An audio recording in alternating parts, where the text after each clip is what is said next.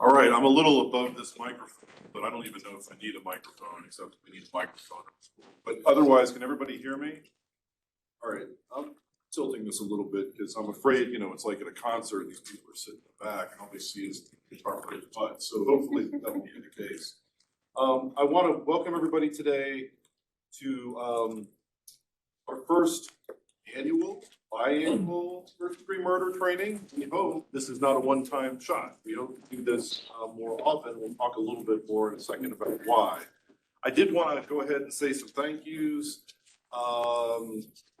And I'll wait for the rest of our office so I can introduce them. Actually, the first person I want to thank is not even here, Tucker Charnes. Tucker, I think, is in Greene County today doing a consult, which is what Tucker does. But this was originally her idea to put on the training, and so we just sort of took it and ran with it. So if you see Tucker out in the field, if you don't know who she is, a regional defender at IDS, please thank her for the original idea. I want to thank all the folks at AOC, but especially Clint, and Kyrie, and everybody else who helped make this possible. I see some people trickling in. We need another person. No, everybody's got to be in here for a second. Okay, so Rob Sharp has told us that this is going to count as your one-year training if you are on the Capitol Defender list. Woohoo! Yay! We did nothing else. We convinced Rob that, he just said, yeah, this is great. So thank you, Rob. And just to talk a little more logistics, why did we decide to do this now rather than the previous 18 years of our office or whatever else was going on? Raise the Age lifted a lot of rocks. And one of the rocks it lifted is that in a number of jurisdictions, especially for the serious offenses, some jurisdictions have more than one lawyer. And we were seeing this specifically with first-degree murder, and because, as you will hear a lot of today when we talk about the substance, the first part of this can be really, really quick. And then it's over, and then you're going to the next piece. Well, there could be more than one attorney involved. There could be an attorney involved who may not know a lot about legal court who's starting the case, or the reverse sometimes. Thanks, Aaron. That was Aaron Gallagher from IDS, by the way. Let's give him a hand, even if he's walking. Today, thank you very much. So specifically in these cases, the 13 through 17-year-olds who are facing transfer for first-degree murder, who are looking at life without parole potentially, we wanted to do two things. One is we felt like because these were the most serious cases and the kids looking at the most severe punishment, we wanted to, really up our game on the resources. Here's the training. You've seen a lot of the stuff that's outside, the new resource guide, the quick guide. We'll talk about many times how you can find this information online. And we're also trying to assist if a jurisdiction can't find a lawyer, because I think all of you may have heard or may have experienced that, unfortunately, it's great to see all of you here. In some places, they just don't have the lawyers to do this. So we're trying to assist in finding lawyers sometimes out of the county, out of the district, to assist with these cases. Now, the ultimate goal with all of this work is our office working with IDS so that the appointment of 13, 14, 15, 16, and 17-year-olds charged with first-degree murder would flow through our office similar to the Capitol Defender. Now, this is largely going to be in non-public defender districts. I think the public defenders have this covered, and they can choose to be involved. But largely, we're talking about the 60 or so counties that don't have a public defender office. So, with that, if you have not already done so, and I think you may have, but if you have not, and you are interested in being on this list, please find one of us, and I'll introduce everybody in a second. Just give us a card. We will put you on a list, and we will let you know of future trainings, any updates with the process of our office working with IDS to create these rules, because ultimately that's what has to happen. And hopefully we will be getting a target date soon on when this would be implemented. If anybody has any questions about that, just come find me as I'm, wandering around. I'll be glad to answer any questions. We have been working on this for almost, really, we started thinking about this in May of 2021, so it's been a little while. Please feel free to ask any questions. But again, if you're interested, find one of us, just give us a business card and we will get you hooked up. Okay, so I think, I'm looking at my list here. All right. Last but not least, this simply wouldn't happen without the work of everybody in our office. And so I want to introduce everybody. And first, Toby Avent. Toby is our communications and office manager. All of the business stuff she creates. If you have any ideas, give it to her. Don't give it to me, please. No, I'm kidding. Okay.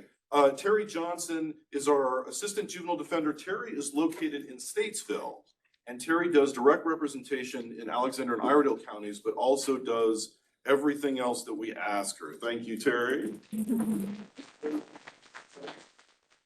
Berja Hensley. Berja is another assistant juvenile defender. She is here in Raleigh and takes cases in Wake County, and again, does a lot of different stuff. Berja has also been instrumental in sort of, collating our list of interested attorneys. So ask her any questions. Thank you, Berja. And last but not least, Yolanda Fair, formerly of the Public Defender's Office in Buncombe County, but we were happy that she came with us. She is our federally grant-funded project attorney. Yolanda is generally in charge of all the trainings that come out of our office going forward. Really has been transformative in that any of you who have gone to our regional forums, we now have an online series. We have a monthly online series. So please, let's give a warm welcome to Yolanda. Am I missing anything else? No, I've got to do the research. Okay, you want me to move? Well, Berja, can you man your computer and as I talk? Thank you. I just do it? No. Too early to break stuff here. All right. Can everybody hear me? Yes. I'm short and I'm loud, so I just want to make sure you guys can hear me. Huh? Oh. So the recording will be. Oh, no. Okay. As long as it turns green. Give me a second. And it's green. Okay. All right. So like Eric said, my name is Latobia Avent. I'm the communications and office manager. First things first, the quick guides that you have, all of that printed material, they give me substance and I create those things. So if you have an idea of what a quick guide could be or should be for your practice juvenile wise, please let me know and then we will take that in and produce those. Raise your hand if you've ever accessed our Defender portal.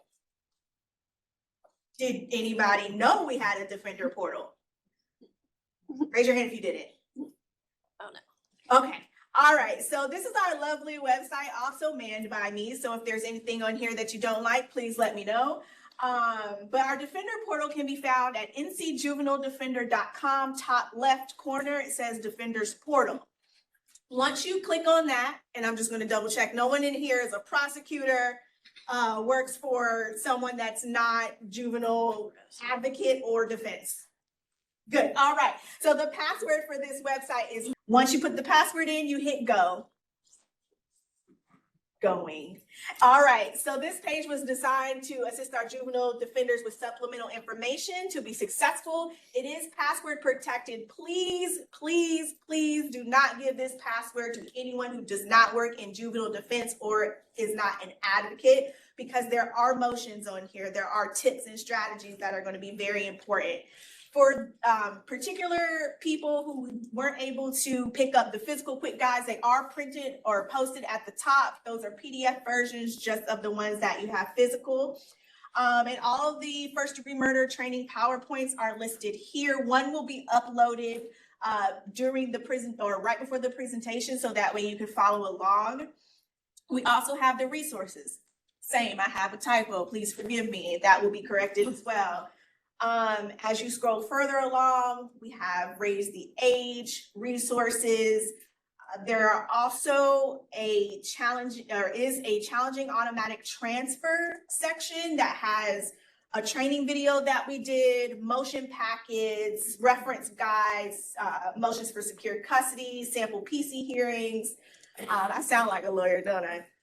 So, appellate defender's corner, just anything in regards to appeals. And then this gets uploaded as I remember, but most of our video resources, AKA old webinars or some webinars that we have done, can be found in this expansive list. Another question, did any of you know that we have a YouTube channel? No? Okay, so we do also have a YouTube channel that these trainings are housed on. If you are looking for a particular training, please ask. It's probably hidden on our public page because we do provide tips, tricks, strategies, and sometimes talk about people in certain districts that we don't want people to hear. So we want to make sure that it is protected. Lastly, we are also on LinkedIn. We are on Facebook. We don't use our Twitter because I've made the executive decision to not do that. But those other pages, we do also post tips of the week there. And final thing, if you are not subscribed to our blog, please do so. That's on the home page, very bottom, it says subscribe to our blog. We do share tips there. We share resources there. Bersha every first of the month except this one because, you know,